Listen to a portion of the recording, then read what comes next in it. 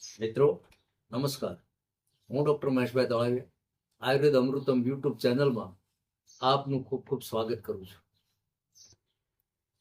મિત્રો, આયુર્વેદની અંદર એક બહુ સરસ મજાની ઉક્તિ છે અને તે છે વેગાન ન ધાર્યતે ધીમાન. અને બુદ્ધિમાન પુરુષોએ વેગોને ધારણ ન કરવા. 14 પ્રકારના વેગ છે. એની અંદર એક મોટામાં મોટો વેગ એ છે એ વાછૂટ છે, જેને આપણે ગેસ કહીએ છીએ, સંસ્કૃતમાં અપાન વાયુ કહીએ છીએ. આ વાયુ નિયમિત રીતે એ છૂટવો જોઈએ. હવે બાબત એ છે કે આ સમયની અંદર અથવા તો આવા ખાનપાનની અંદર ગેસનું પ્રમાણ વધી જાય છે. જેમ કે કોઈ માણસો વધારે પડતું ગળપણ ખાતા હોય, વધારે પડતું તળેલું ખાતા હોય, કે પછી અધ્યસન કરતા હોય, ખાધા ઉપર ખાતા હોય, ખૂબ ખૂબ ખાતા હોય, અકળાતિયા થઈને ખાતા હોય, કે પછી ખાવાની કોઈ લિમિટ ન હોય, એવા માણસોને અને બેઠાડું જીવન જીવવાવાળાને અને કોઈ પણ કામ ન કરવું અને ખૂબ ખાવું, એની અંદરથી આ એક પ્રકારની વાછૂટની સમસ્યા ઊભી થાય છે. જેને નિયમિત રીતે કોઈ પણ સંજોગોની અંદર વાછૂટ ઓછી થાય છે. તો અપાન વાયુ જ્યારે બરોબર ન થાય ત્યારે વિવિધ પ્રકારના રોગો સમયાંતરે થાય છે. આ તો એક લક્ષણ છે કે ભાઈ વાછૂટ થવી ન થવી એ મુખ્યત્વે આપણા શરીરના બંધારણ ઉપર આધાર રાખે. કુદરતી રીતે આ બધું થવું જ જોઈએ, એને અટકાવાય નહીં. તો આયુર્વેદની અંદર બીજો એક સિદ્ધાંત છે કે ષડરસ, ખારો, તીખો, તુરો, મીઠો, આ જે ષડરસ છે, 6 રસ છે, એનું યોગ્ય પ્રમાણની અંદર સેવન કરવું.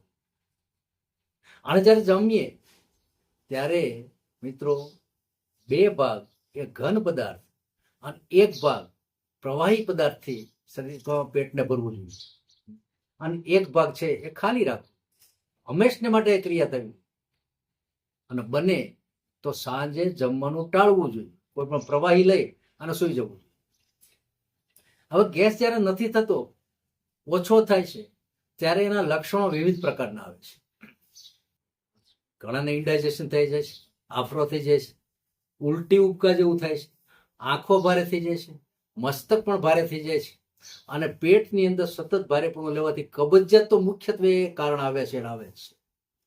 આનાથી કબજિયાત વિશેષ થાય છે. અને પાચન અવસ્થા, જે આપણે ગેટ હેલ્થ આપણે કહીએ છીએ, જે પાચન તંત્ર આખું કહીએ છીએ, એ પાચન તંત્ર મૂળભૂત સ્વરૂપે બગડે છે.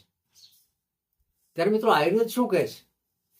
આયુર્વેદ એટલું કહે છે કે ભૂખ જેને નિયમિત લાગતી હોય, નિયમિત મેં જે કીધું એ પ્રમાણે લોકો જમતા હોય, તો એને ગેસની સમસ્યા થશે નહીં, વાછૂટની સમસ્યા નહીં થાય, વાછૂટ બરોબર થશે. જેને આપણે અપમાન વાયુ કહીએ છીએ, અપમાન વાયુ ગુદા માર્ગેથી બરોબર નીકળશે. નહીતર ઉપર આવે છે. ઉપર આવે છે એટલે વિવિધ પ્રકારના લક્ષણો થાય છે. ઘણી વખત તો ગભરામણ બહુ થઈ જાય છે. તો આવા જે વાછૂટના દર્દીઓ જે છે એને બરોબર થતી નથી અને એ નીચેથી બરોબર એ ગેસ નીકળતો નથી કુદરતી રીતે, ત્યારે મિત્રો એ ખાસ ઔષધિઓની અંદર આપણે વાત કરીએ તો હિંગાષ્ટક નામનું જે ચૂર્ણ છે એ સુપર કામ કરે છે. મિત્રો, એને ભોજન પહેલા એટલે ભોજન કરતા પહેલા 5 ચમચી ઘી અને અડધી ચમચી હિંગાષ્ટક કે જ્યારે તમે જમો છો ત્યારે પહેલા એક વળી એને લઈ લેવું, ત્યાર પછી જમવાનું હોય છે. પાચન બરોબર થઈ જાય છે. કે હિંગાષ્ટકમાં 8 પ્રકારના દ્રવ્યો પડે છે અને હિંગ એનું મોટામાં મોટું સાધન છે. મિત્રો, હિંગ છે ને એ વાયુને બરોબર પ્રવર્તમાન કરે છે અને કોઠાને શુદ્ધ રાખે છે. બીજું છે અજમોદાદી ચૂર્ણ, જે પેટ માટે ઉત્તમ છે. એની અંદર અજમો મુખ્ય છે, બાકીના ઔષધો અલગ અલગ પડે છે.